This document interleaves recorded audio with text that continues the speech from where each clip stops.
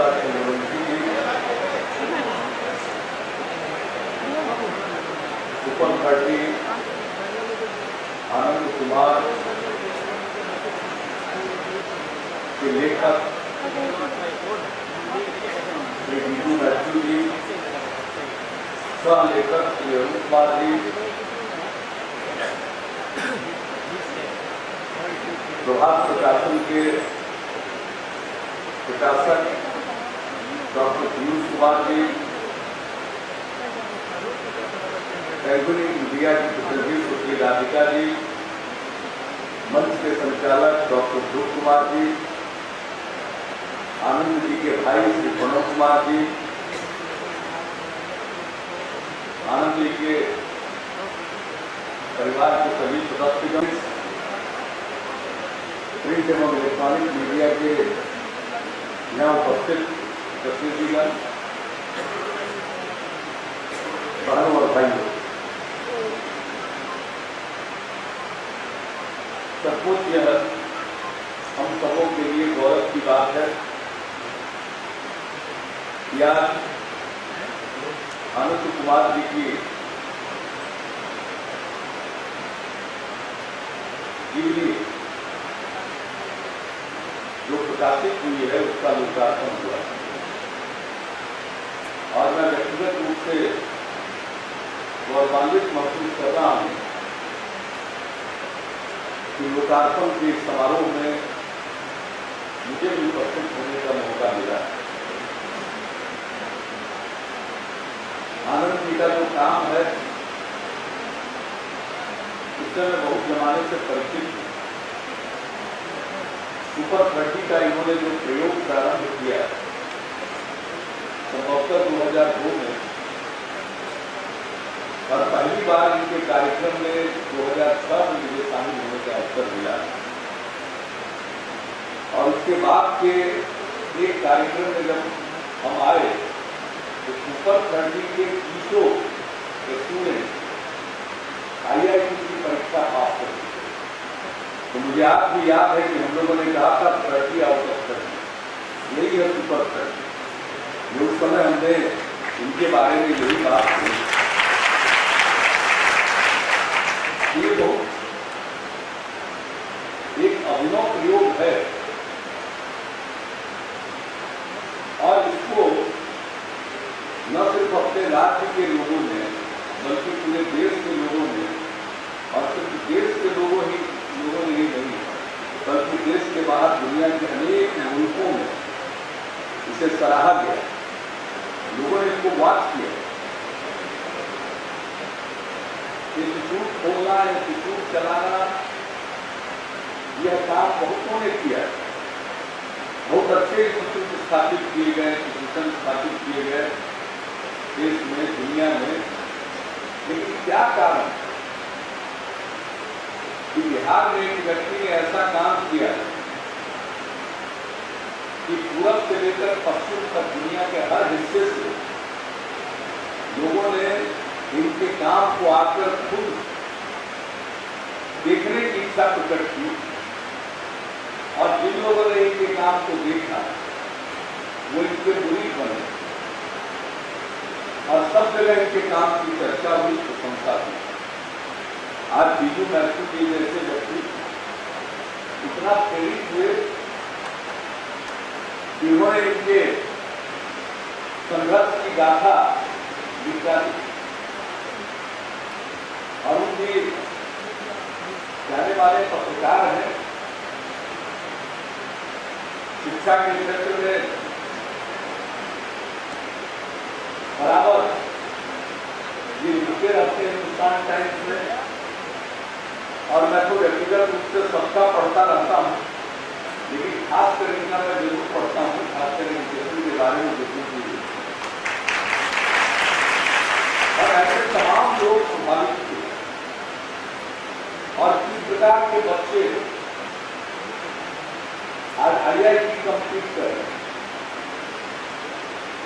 कोई सोच भी नहीं सकता था उसके परिवार में, उसके उस खानदान में, उनके परिवार का भी बच्चा IIT कंप्लीट कर। आनंद जी को तो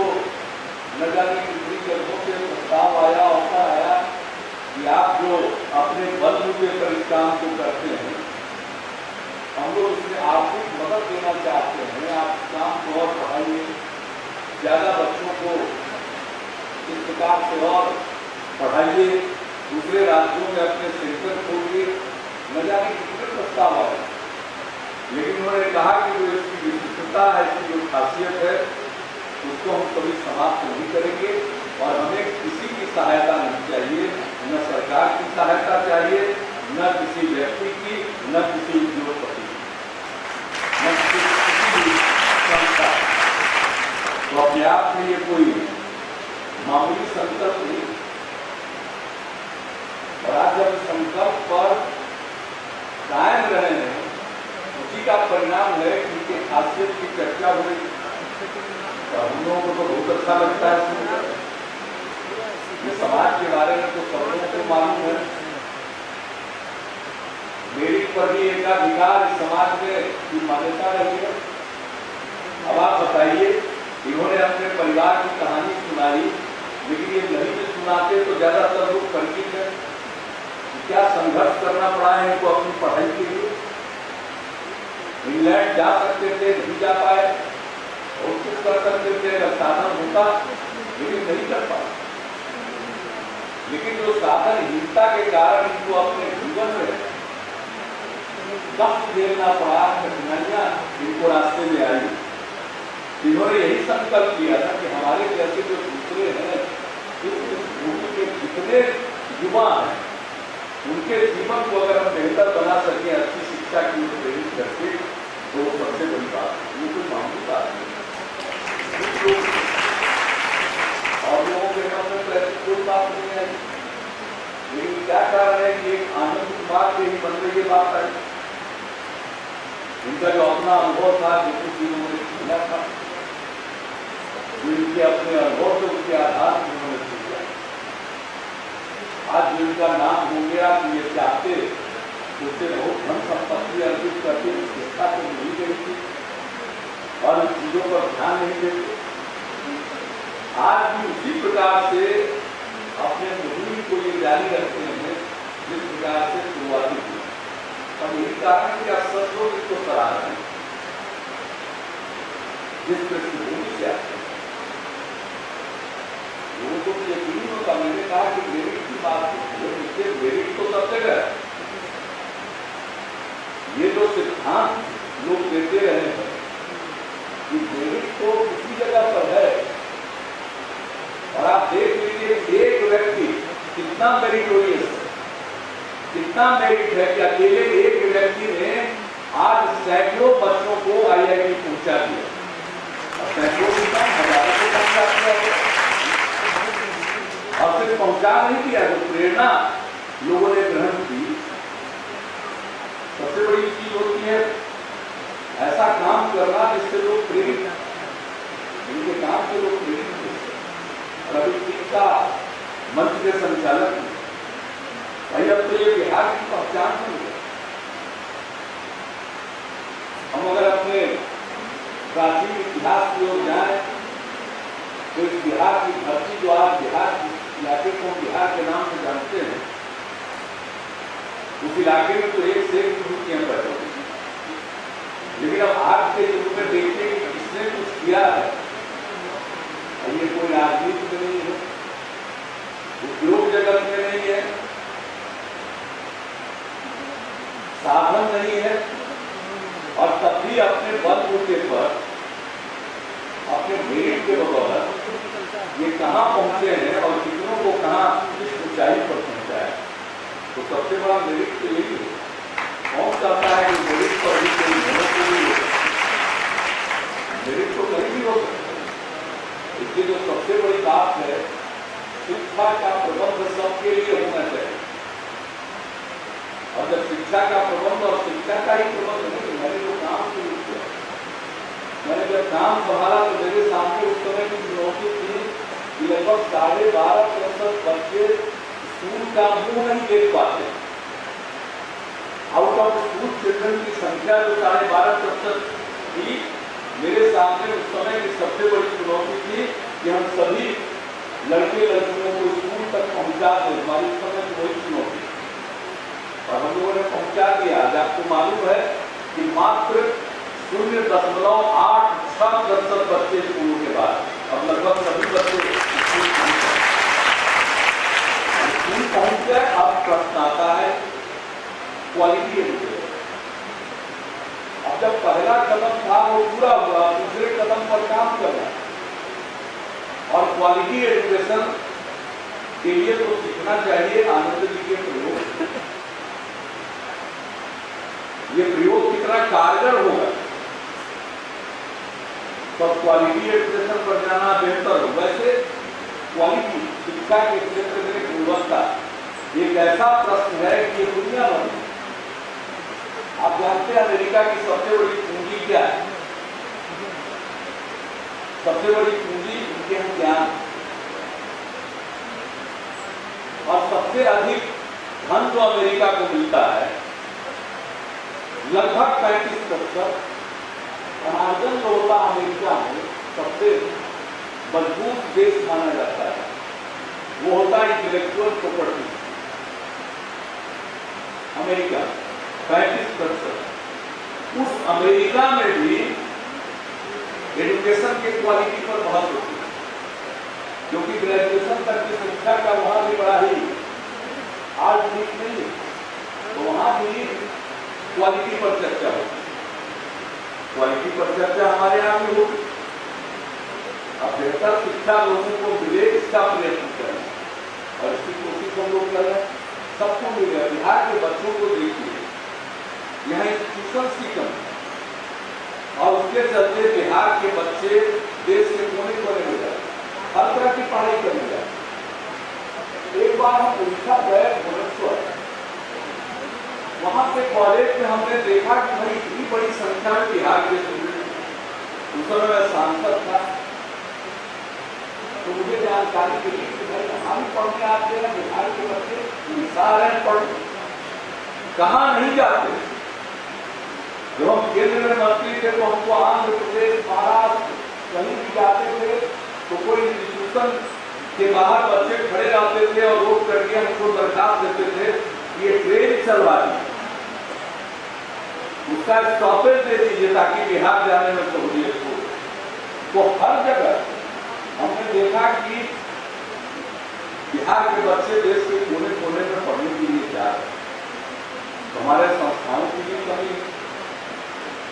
तो हमने जो 7 निश्चय किया है, उस निश्चय में इंस्टीट्यूशन की मदद करवाने पर खोले जाए। हम दूसरों को भी प्रेरित करेंगे कि संस्थाओं को खोलिए, और जो काम हम लोगों ने प्रारंभिक तौर पर शिक्षा के क्षेत्र में किया, जिसकी चर्चा मंच से की गई, तो जो हमारे सामने उस समय की चुनौती थी, उस चुनौती के मद्देनजर लड़कियां स्कूल नहीं जाती। प्राथमिक स्कूलों तक तो लड़कियां चली जाती, लेकिन यहाँ तक मध्य विद्यालय में नहीं जाती, यानी 6ठे क्लास में भी लड़कियों की संख्या कम हो जाती। और उसका एकमात्र कारण था परिवार की गरीबी। लड़कियों को स्कूल भेजेंगे तो उसके लिए लड़कियों को कपड़ा देना पड़ेगा, और गरीबी के कारण माँ बाप अपनी बेटियों को ठीक ढंग का कपड़ा नहीं दे पाते थे, इससे बच्चों को स्कूल भेजना बंद कर देते थे। तो हम लोगों ने वहीं से शुरू की या लड़कियों के लिए पोशाक योजना, और जब लड़कियों की पोशाक योजना से लड़कियों की संख्या बढ़ने लगी तो मेरे दिमाग में ये बात आई कि भाई सिर्फ 8वीं कक्षा तक क्यों पढ़े, कम से कम मैट्रिक तक तो पढ़े, तो लड़कियां स्कूल जाएंगी कैसे? स्कूलों की संख्या कम थी। तो हमने उसी समय साइकिल योजना की शुरुआत की। पटना में लड़की साइकिल नहीं चलाती, साइकिल चलाते हुए नहीं पीती थी। गाँव में लड़की जब से साइकिल योजना की शुरुआत हुई, गांव से लड़की समूह में साइकिल चलाकर स्कूल जाने लगी। गांव का नजारा लड़कियां स्कूल पहुंचने लगी, बल्कि लोगों के सोच में परिवर्तन है, सोच का, व्यवहार का परिवर्तन। उस समय बहुत लोग कहते थे ये लड़की साइकिल चलाकर जाएगी तो लोग सब्जी कसेंगे, खानी करेंगे। तो मेरे मन में ये बात आई कि नहीं, ये तो हो नहीं सकता, ये यूनिवर्सल स्कीम है, हर घर की लड़की जाएगी। तो तो हर घर की लड़की क्या है कि तो गड़बड़ कौन करेगा और इसको कोई बर्दाश्त नहीं करेगा गांव में या कहीं भी उसके घर की लड़की के साथ छेड़खानी करेगा। तो ये तो मेरे मन में, लेकिन मैंने यह बात नहीं कही। हमने कहा कि लड़कियों को साइकिल दिया है, अब मार्शल आर्ट की ट्रेनिंग देंगे, जूडो कराटे सिखाएंगे, ताकि अगर रास्ते में कोई परेशानी करे तो उसको हिम्मत मिले।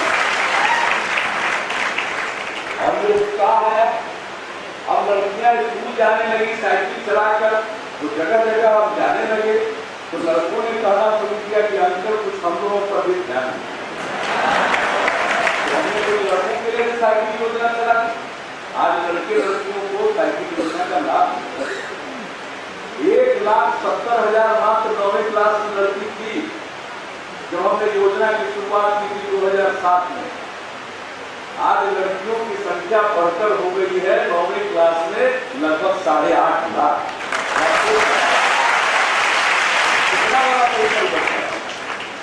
और अभी स्कूल में पढ़े हैं तो पाठशाला सरकारी स्कूल बाद में बना। हम लोग कांच में एक कोड़ा डाले रहते थे, असले किताब लेके जाते थे, कोड़ा इसलिए किसी को बिठा के उसको बैठते थे। सबसे बड़ी बात है कि अगर स्कूल जाना आना शुरू कर दीजिए तो अपने आप में वह भी एक एजुकेशन। हमारे तो बच्चे स्कूल जानते हैं। आज अगर गांव में चले जाइए, बिना पूछे आपको दिख जाएगा कि ये प्राइमरी स्कूल है, ये मिडिल स्कूल है। गांव गांव में ये दृश्य बदला। तो शिक्षा के क्षेत्र में जो उस समय की चुनौती थी उसके हिसाब से बहुत।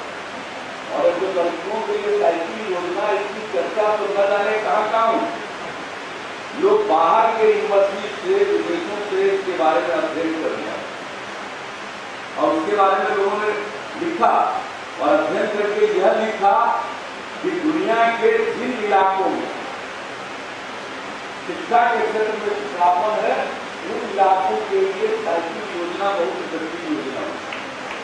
और आनंद जी के संघर्ष गाथा पर आए हैं। मैं आपको आप खुशी बताता हूँ, जब साइकिल योजना कामयाब हो गई तो बहुत लोग कहते थे, पूछते थे हमसे कि आइडिया आपको किसने दिया। लेकिन मेरे मन में तो आइडिया आ नहीं सकता, कोई ना कोई आइडिया देने वाला होगा, कोई बड़ा आदमी होगा।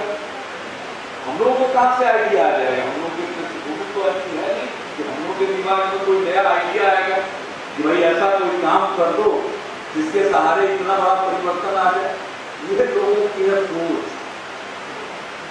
इस सोच के बीच से गुजरना पड़ता है, हम इसका बुरा नहीं मानते।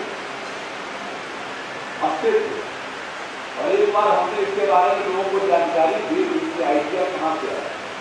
उसी पटना में राष्ट्रीय स्तंभ विकास योजना के अंतर्गत अनुसूचित जाति, अनुसूचित जनजाति की लड़कियों को साइकिल बांटा गया।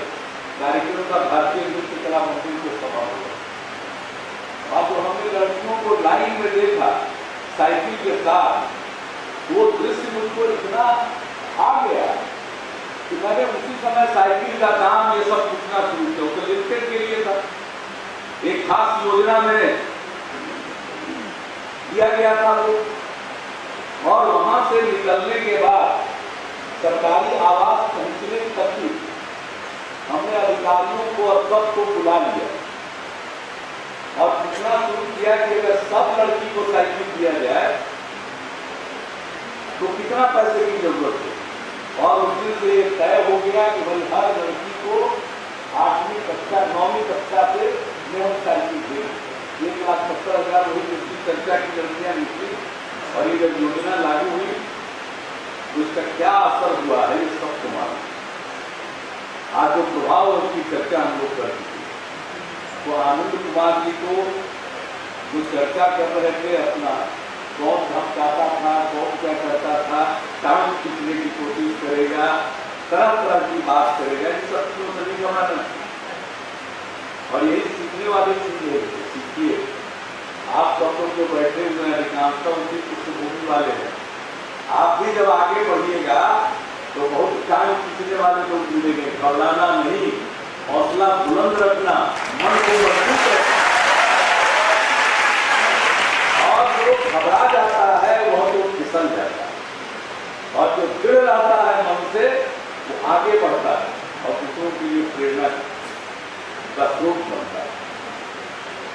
बाद जो आनंद जी के जीवन पर उनके संघर्ष की गाथा जो लिखी गई है, आप कल्पना करिए कहाँ के रहने वाले हैं ये बिहार देश का क्या पुराना सरोकार कुछ नहीं। इनके काम के बारे में जाने तो कहाँ रह रहे थे,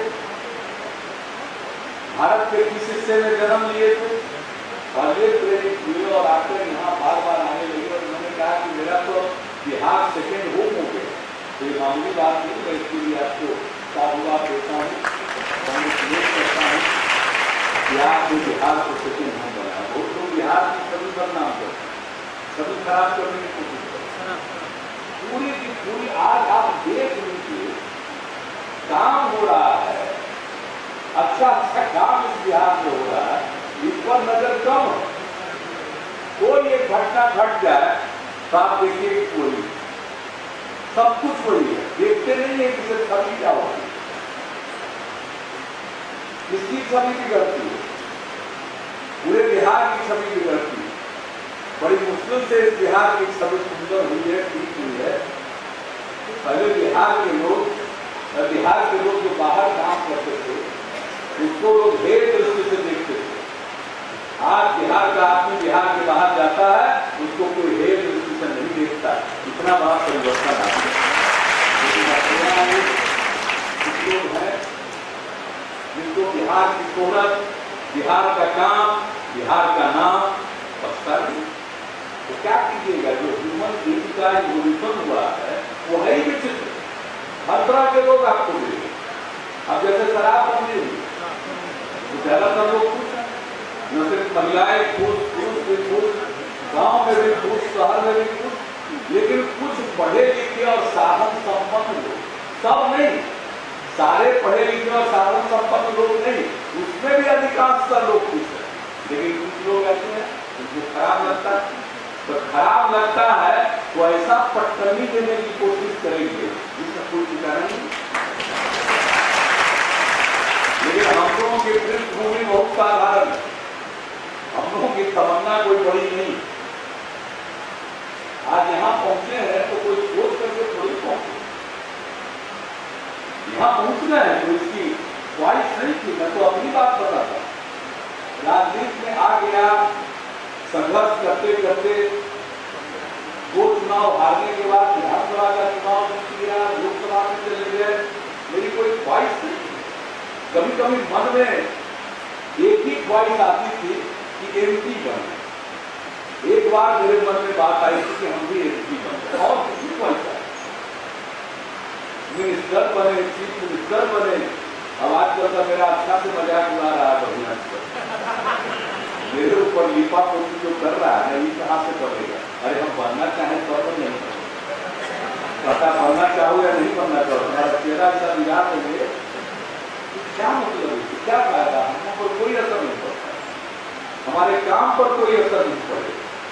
वैसे ही जैसे आनंद जी को इनके रास्ते में कितनी रुकावट आई, उसे घबराए नहीं, अपना काम करते। और अब कौन छुए गए, चल सकता है, ईर्ष्या और घमंड के शिकार कुछ लोग हो सकते हैं, लेकिन जिस ऊंचाई पर चले गए हैं अब इन पर ढेला फेंकने से ढेला वहां तक पहुंचने वाला नहीं है। मैं तो समझता हूं कि अब ये फायरिंग लेने के भी बाहर चले गए। अब आप फायरिंग लेने के बाहर चिंता मत करिए, अपना काम करते हैं। क्या कीजिएगा, कुछ लोग होंगे समाज में जिनको बर्दाश्त नहीं होगा, लेकिन चिंता मत करिए। समाज में अगर वैसे लोग हैं तो एक से एक शानदार लोग हैं। बगल में बैठे हुए आपके मैथ्यू साहब बैठे हुए हैं, इस चीज को देखना चाहिए। जो किसी चीज को सही नजरिए से देखता है उनके प्रति जरूर आभार प्रकट करना चाहिए और अपना काम करते रहना चाहिए। क्योंकि आप सब लोग ये हॉल इस कदर खराब हुआ है, इतनी उत्साह से भरा हुआ है। अरे पूरी पार्टी का मीटिंग है भाई, न पार्टी का मीटिंग है, न कुछ है, न कोई गाना गाने वाले का मीटिंग हो रहा है। लेकिन आप देख लीजिए, आकर्षण है तो कुछ तो है। जिसके चलते आज लोगों के मन में है। तो आप सब लोग जो आए हैं यही संकल्प करके जाइए, प्रेरणा लेकर जाइए, रास्ते में जितनी बाधा आए उससे घबराएंगे नहीं और अपने राह पर, ठीक राह पर चलते जाए। राह पर नहीं पकड़ना।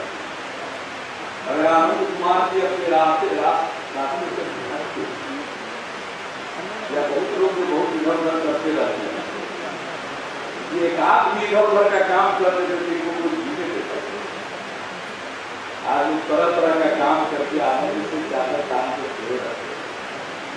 तो हम लोगों को तो मालूम है कि भाई हम लोगों को गुमान नहीं करना चाहिए, अहंकार में नहीं जाना चाहिए और दूसरी बात गड़बड़ी नहीं करनी चाहिए, क्योंकि कोई मामूली बात नहीं है।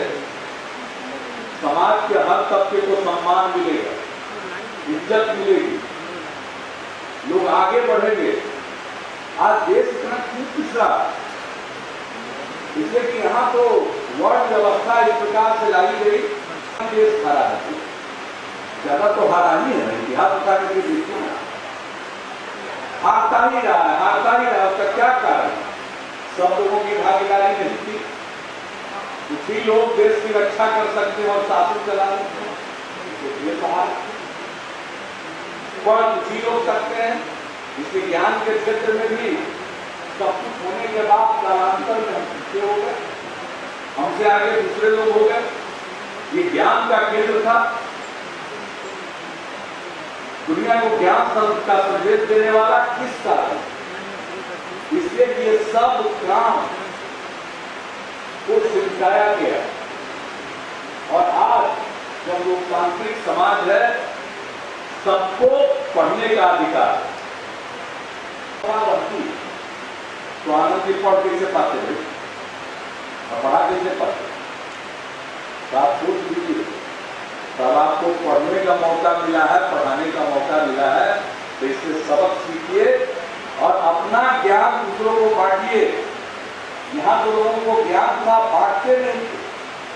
सैकड़ों साल ये देश पीछे हुआ है, समाज पीछे हुआ, इसलिए कि जिनके पास ज्ञान था वो अपने पास उसको कैद रखते। और अब वो समय आ गया है कि जिसके पास ज्ञान है बांटिए, और ज्ञान ऐसी चीज है जो बांटने से और बढ़ती है। और आप देखिए कि एक मामूली पृष्ठभूमि के व्यक्ति कितने लोगों को ज्ञान बांटा। अब जितने लोगों को ज्ञान बांटा है, सब लोग अपना ज्ञान बांटिए। कहाँ समाज जाएगा? इतनी ऊंचाइयों को प्राप्त करेगा कि फिर समाज में किसी भी प्रकार का ऊंच नीच का भेद ठीक नहीं पाएगा। और ये समाज आगे बढ़ेगा, बिहार आगे बढ़ेगा, तो देश की तरक्की के लिए काम करेगा। इसलिए यह संकल्प मेरे ऐसा मतलब कि आनंद कुमार जी से तो ज्ञान प्राप्त कर लिए और ज्ञान को छिपा दिया। ये छिपाइएगा तो ये ईमानदारी नहीं। तो इनसे यही सीखिए, ज्ञान प्राप्त कीजिए, ज्ञान बांटिए, सबको ज्ञानी बनाइए और ज्ञान से ही समाज आगे बढ़ेगा। समाज में तो कई प्रकार के लोग, आप उनको रोक नहीं सकते, लेकिन जो सबसे बड़ी बात है, लकीर जो होती है वो काटने से छोटी नहीं होती। लकीर के बगल में उससे बड़ी लकीर खींचने से लकीर छोटी है। ये किसी से ईर्ष्या करने से, द्वेष करने से आप आगे नहीं बढ़ सकते। आप उससे भी बड़ी लकीर खींचिए, आप आगे बढ़ेंगे और आपको भी दुनिया जिस तरह से आज आनंद कुमार को देख रही है वैसी आपको भी देखेगी। मेरी तो आप सबके प्रति शुभकामना है। और आनंद जी जो काम कर रहे हैं वो अपने लिए नहीं बल्कि पूरे समाज को शिक्षित बनाने के लिए कर रहे हैं। इसके लिए मैं हृदय से धन्यवाद देता हूँ। इस काम को करते रहिए। और आपने जो साहित्य हम लोगों का क्या है, हम लोग 5 साल का रिन्यूअल होता है, अभी मिला हुआ है रिन्यूअल तो काम कर रहे हैं। और आपको किसी प्रकार की रिन्यूअल की जरूरत नहीं है, आपको स्थायी है, करते जाइए। हम सब लोगों की शुभकामना आपके साथ है, आपके साथ है, आपके साथ को, केंद्रीय मीडिया को, दोनों को हम बधाई देते हैं। प्रभात प्रकाशन जो एक उदार प्रकाशन है और इन लोगों ने काफी काम किया है, हर राज्य में काम किया है, बिहार में भी। अब जो लेखक होते हैं लिख तो सकते हैं लेकिन छपेगा कैसे, तो मैं समझता हूँ कि वैसे भी इसको कभी प्रभाव प्रकाशन मदद करता है। इसके लिए मैं इनको भी धन्यवाद देता हूँ। ये भी युवा है लेकिन इनमें भी बड़ी संभावना है और प्रकाशन के क्षेत्र में आगे बढ़ रहे हैं। आपकी भी मेरी शुभकामनाएं हैं और आप सब लोग जो आनंद जी के पुस्तक विमोचन के अवसर पर उपस्थित हुए हैं और जरूर इनसे आप प्रेरित तो सही मायने में इनसे प्रेरणा ग्रहण करते हुए आप भी आगे बढ़िए, जिंदगी में नई ऊंचाइयों को प्राप्त करिए। आप भी आनंद जी की तरह बनिए। इधर सुपर फटी है तो आप में से कोई सुपर आनंद बन जाए, हम लोगों को और प्रसन्नता होगी। इन्हीं पसंद के साथ आप सबको बहुत धन्यवाद।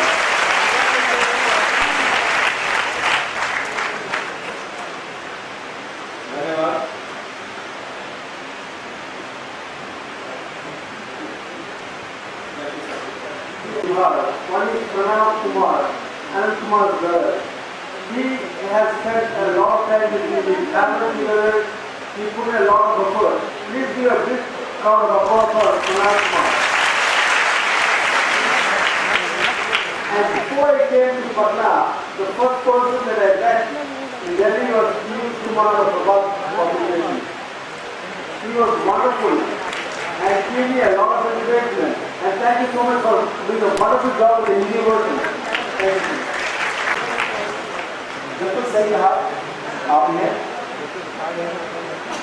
काम करने वाले काम करते हैं, ईर्ष्या करने वाले ईर्ष्या करते हैं। और इस तरह बिहार के बहुत सारे लोगों का सपना है कि आप देश की सत्ता संभालें।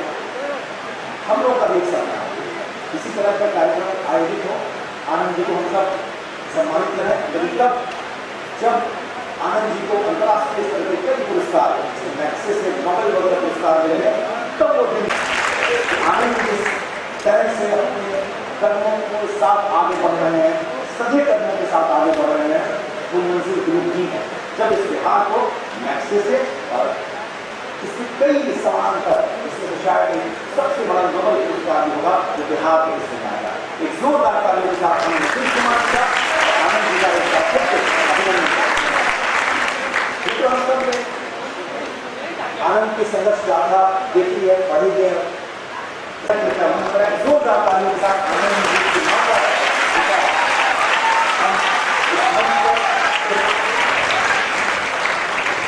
ऐतिहासिक दिवस पर अभिनंदन करते हैं और माननीय मुख्यमंत्री जी से आग्रह करते हैं कि अपने पैमाने से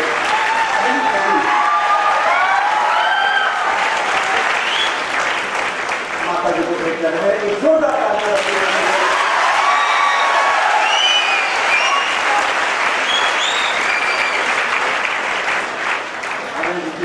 माननीय माता जी सबके विश करते हैं। बहुत ही सुखद क्षण जब सुबह के प्रदेश पुस्तक भेंट करने के लिए पीयूष जी से आग्रह करता हूँ। पीयूष जी कृपया माननीय मुख्यमंत्री जी को आप अपने कर्तव्यों से पुस्तकों का एक सेट भेंट करें और इसमें जो पुस्तकें हैं उनकी सूची में आपको पढ़ के सुनाना चाहता हूँ। ये दो कार्य करने के लिए भारत 2020 और डॉक्टर कलाम, मैं मुड़िया बोल रहा हूँ, डॉक्टर अम्बेडकर आत्मकथा, रविंद्रनाथ टैगोर, पांचजन्य योग सूत्र, मैं हूँ मलाला, आर.के. नारायण की कहानियाँ और सिद्धार्थ, ये पुस्तकें पीयूष जी ने मुख्यमंत्री जी को भेजी। और इसके बाद मैं चंद्रेश्वर प्रसाद चंद्रवंशी जी को पुस्तकों का सेट भेंट करने के लिए राधिका जी से आग्रह करता हूँ। राधिका जी अपने कार्यक्रमों से बिहार विधान परिषद के सदस्य चंद्रेश्वर प्रसाद चंद्रवंशी जी को पुस्तक भेंट करें। जोरदार तालियां इस मौके के लिए। और इस पुस्तक के लेखक को पुस्तकों का सेट प्रभाव प्रकाश की ओर से भेजी जा रही है, अन्य भी भेज जा रहे हैं। और इसके बाद अब इस पुस्तक के लेखक प्रत्येक पत्रकार तो जोरदार तालियां आपको दीजिए। और अब आनंद जी को राधिका जी कहीं की प्रतिनिधि है यहाँ मौजूद है, भारत में पेंगुइन के प्रकाशन के लिए लगातार काम कर रहे हैं, अपने कार्यक्रम से आनंद लीजिए, इसको पेश करेंगे। और अब मैं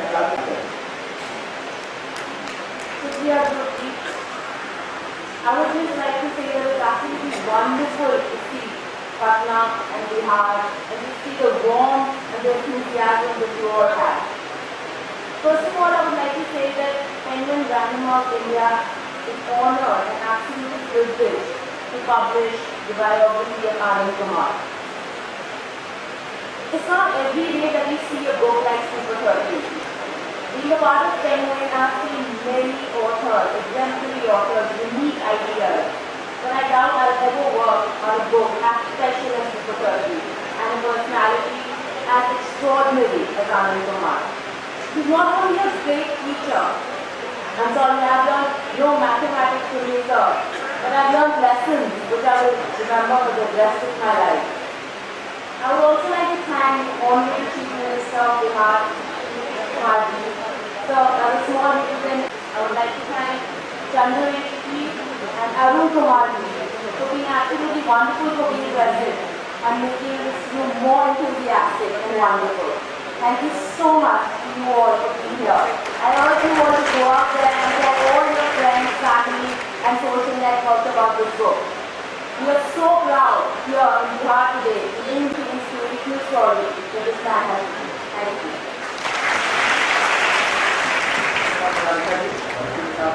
कार्यक्रम संपन्न करने की घोषणा की जाती है। आप सब से आने हैं कृपया जलपान के लिए जलपान करके जाएंगे।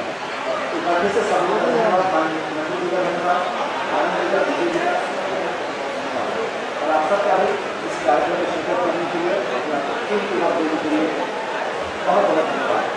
और प्रशासन सब लेखकों के लिए आज के दिन हम खराब करते हैं, उनकी मेहनत का सलाम करते हैं, जिनकी पुस्तकें लगभग 200 पुस्तकें प्रकाशित की है और देश के सबसे चंदीदा प्रकाशन नहीं प्रकाशन आज आयोजन में आप सब आए, इसके लिए से पेंगुइन प्रकाशन के साथ बहुत बहुत